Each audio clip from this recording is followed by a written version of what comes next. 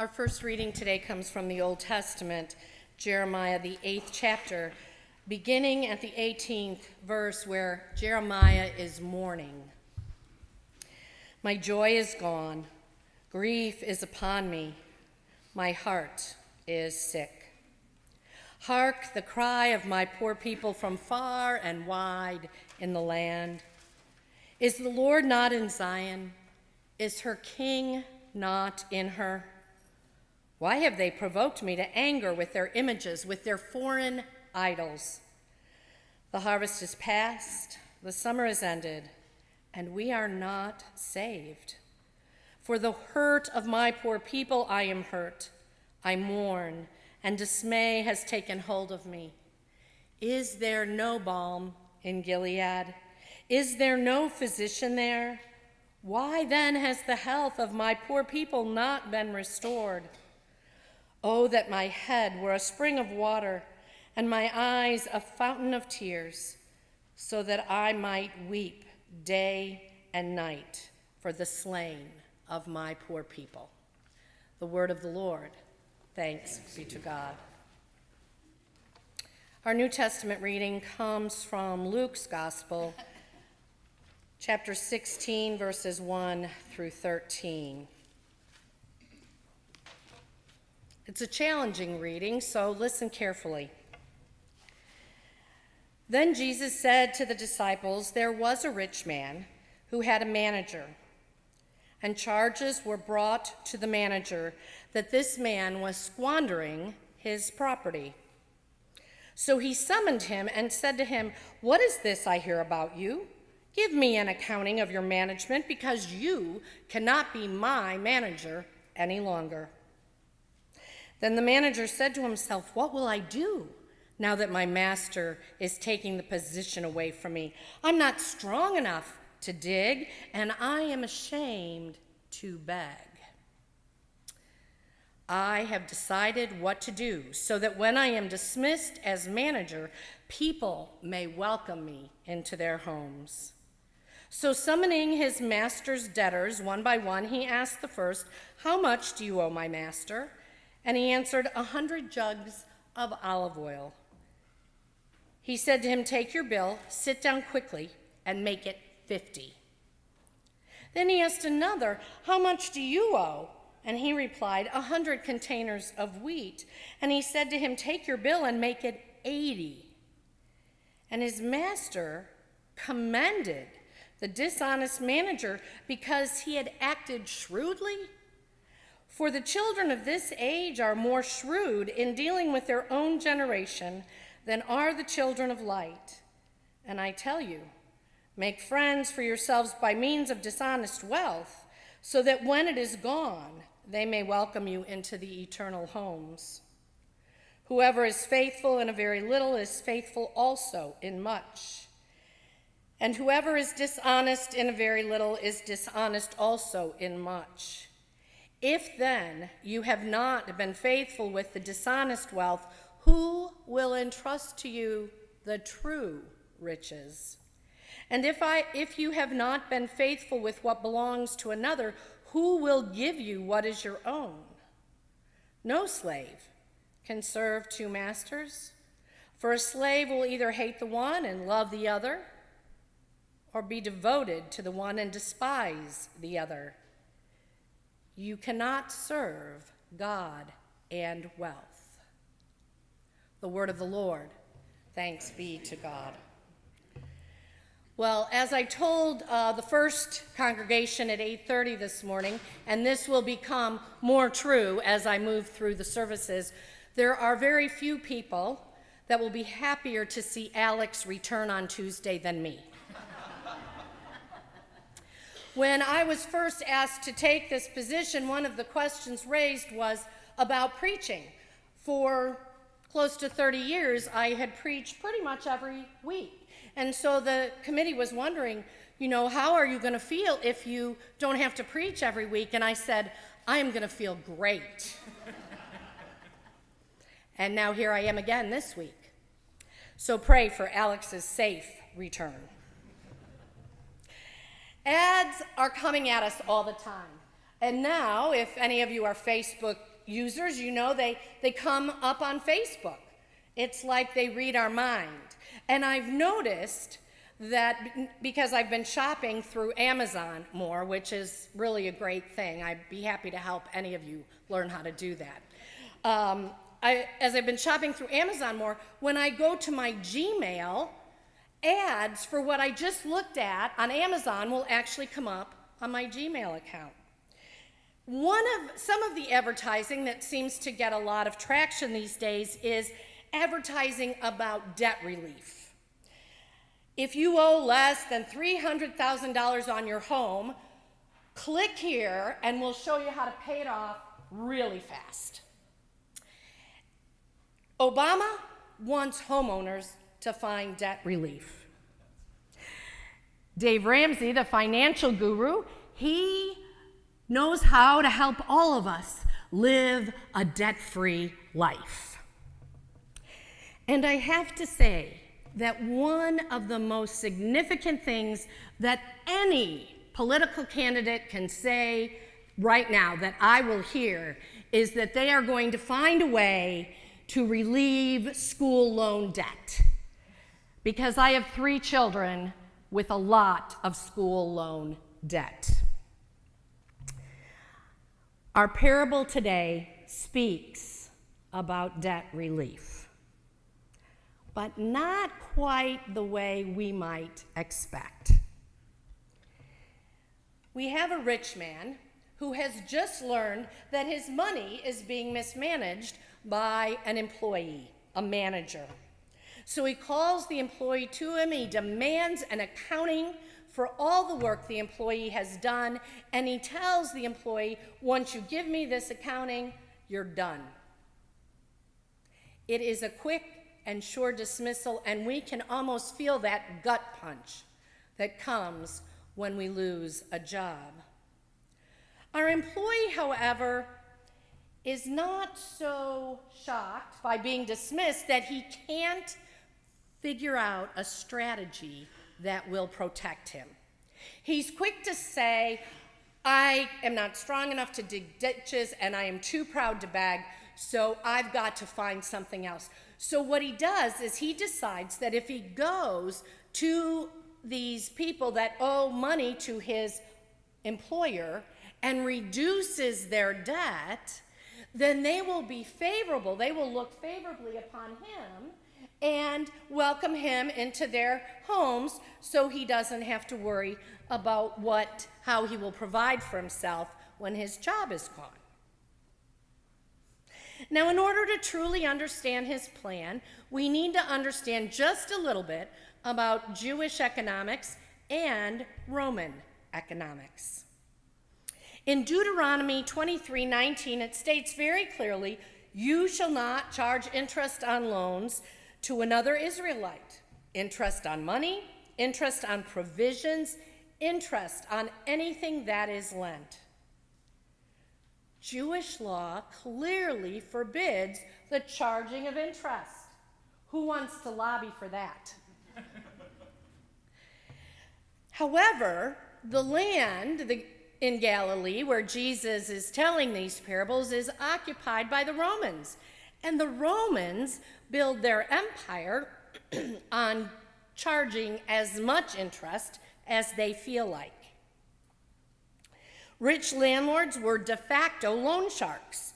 They would use exorbitant interest rates in order to steal, basically, land out from under the peasants. The peasants were illiterate. They couldn't read the contracts, so the rich landowners would put in place this interest system, and ultimately the peasant would default on the loan, and the rich landlord would get even more land to add to his portfolio. This is not unlike the payday loan system that you may or may not be familiar with. But in a payday loan system, a person who's living on the edge usually can go to a loan place and borrow money on their coming paycheck. The problem is that when that paycheck does come, they now owe it to the payday loan person plus usually somewhere in the neighborhood of 20% interest. Lending institutions that took advantage of people by giving mortgages on housing values that were overinflated is another example of this kind of practice. Our very smart manager knows that there's a lot of interest built into these contracts he's been managing, and he also knows that in addition to what his boss once added onto the contract, he's added on a little for himself.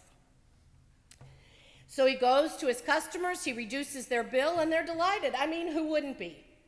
If somebody came up to one of my kids right now and said, hey, we're going to forgive half your student loan, oh, they'd be thrilled, and they wouldn't ask any questions.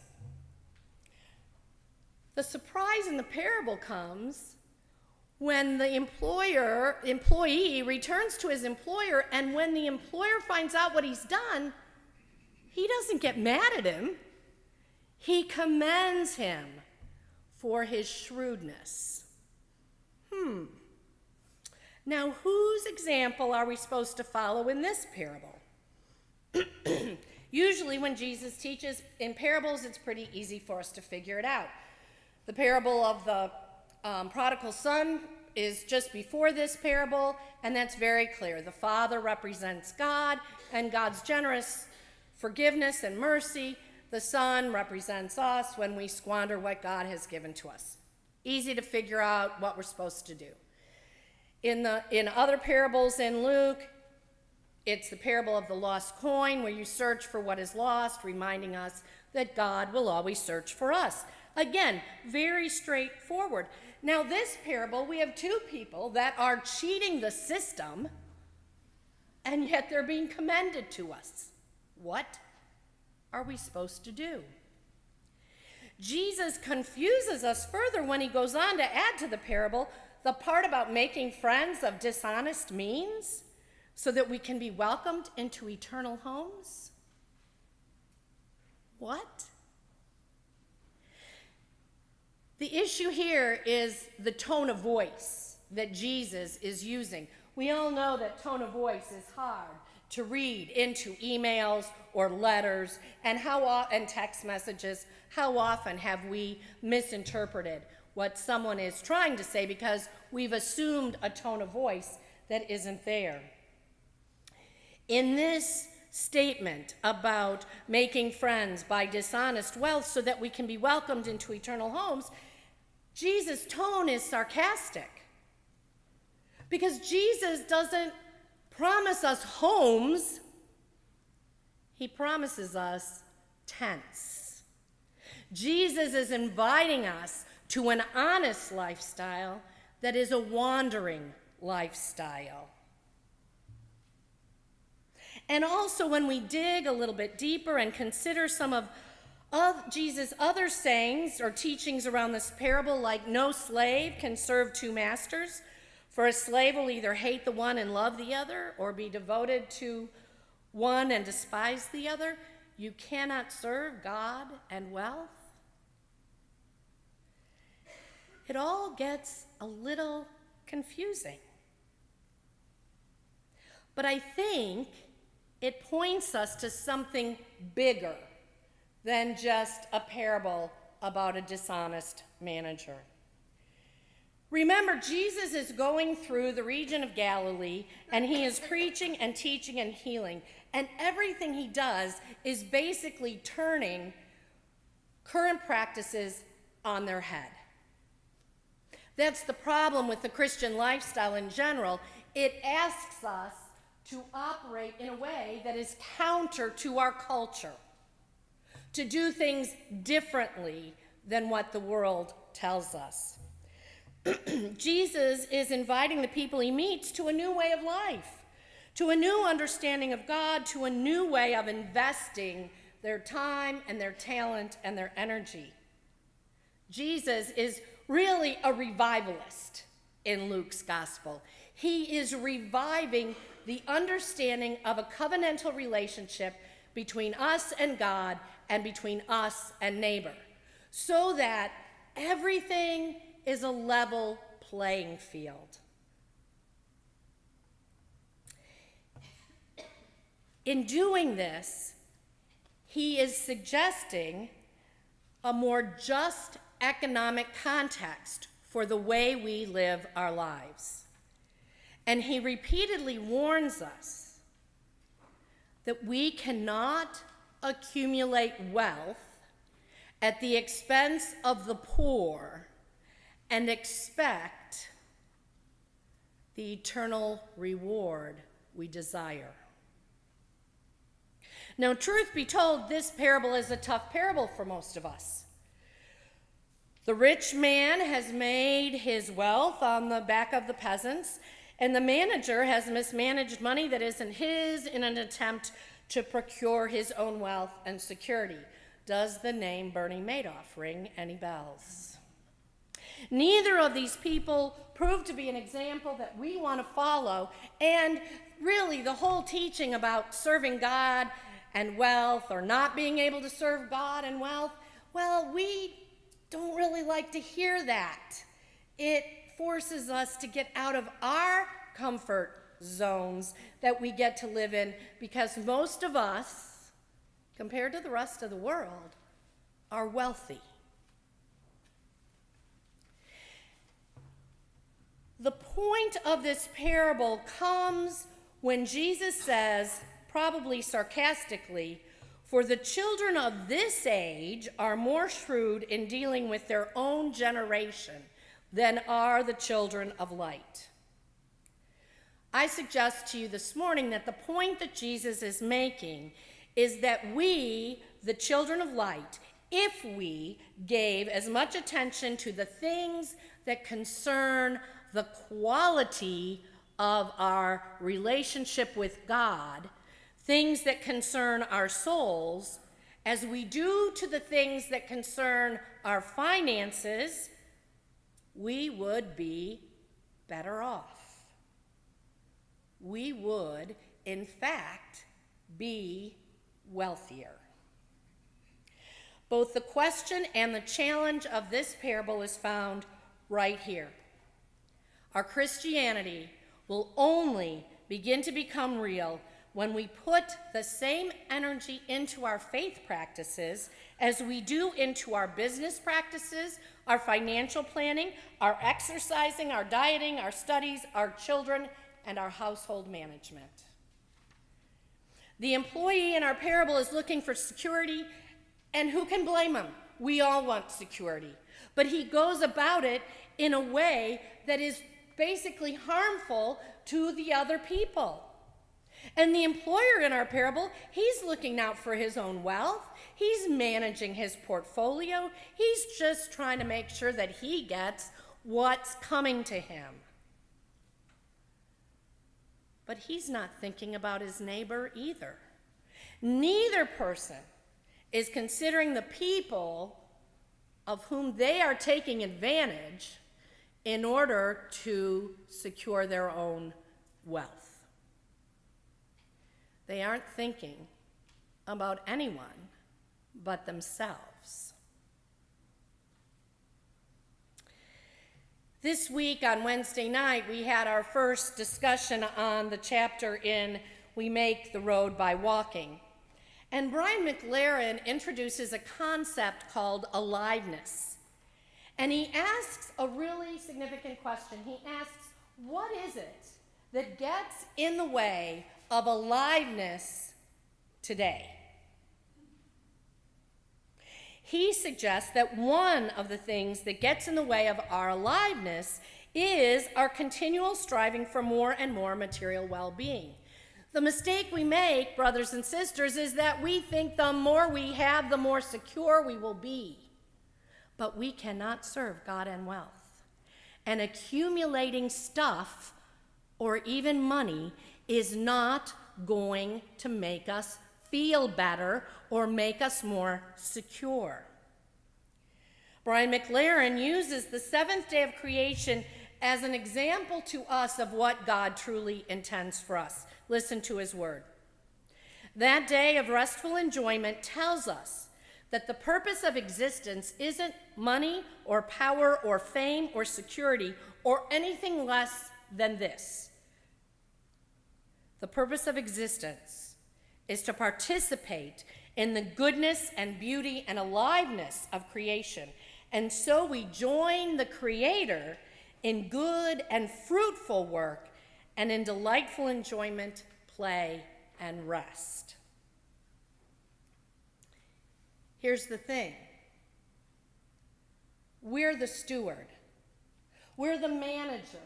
We are entrusted with God's kingdom. And we're also entrusted with everything we need to make that kingdom a reality here and now. Somewhere along the way, however, we have lost our vision for that kingdom living. We have let our culture get in the way, and we have begun to believe that we can have it all. We can have money and power, wealth, and a great relationship with God because we can multitask, can't we? We can do it both. We can do both or more than both. I used to think I couldn't serve both God and mammon, and then I discovered multitasking. Yeah. The truth is this: multitasking doesn't work in our faith life.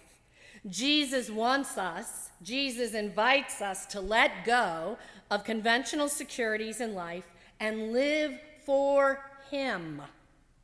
He invites us to be a wanderer, not to seek security in a home, ours or anyone else's. He invites us to give away one coat if we have to welcome the stranger in our midst without fear, to give off the top and not from what is left over at the bottom of the barrel. Too often we hold fast to what is ours, our money, our personal time and energy. We hold on to it with our knuckles white because it is ours. We forget that all that we have has been given to us by the very one who called us into being. We live for something greater. We are the children of the light, and we are living too often in darkness. We have grown comfortable and complacent, and this parable, as twisted as it gets, is an invitation to reclaim who we are and to renew our vision for the kingdom of God that is among us, and to renew our vision for the kingdom of God that we're invited to build in our midst. Now, there's a place where that is happening in our church. There is a place where collective vision is being brought to fruition, and it happens on Wednesday nights in our fellowship hall. And if you haven't been there, you ought to come, really, just once. But we gather together, friend and stranger alike, and we share a meal. All are welcome at our tables. We leave there nourished physically so that we can be nourished mentally and spiritually by other classes that are being offered.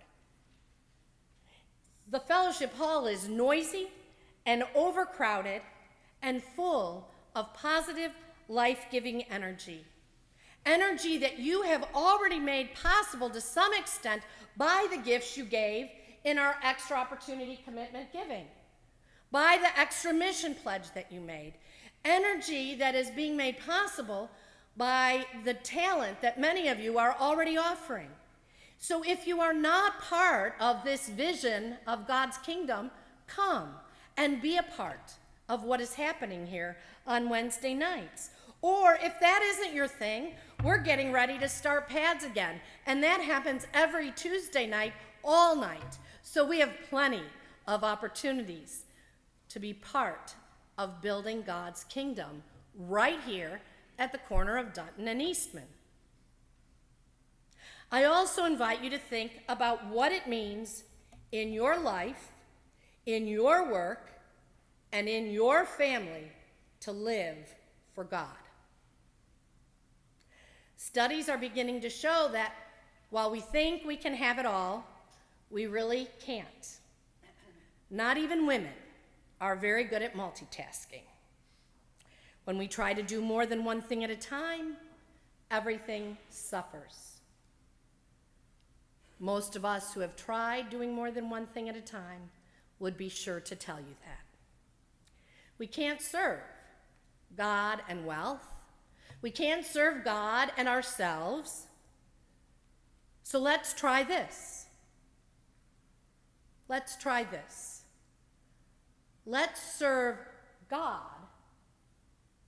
and experience the wealth that comes when we truly live as the stewards God has invited us to be. Amen.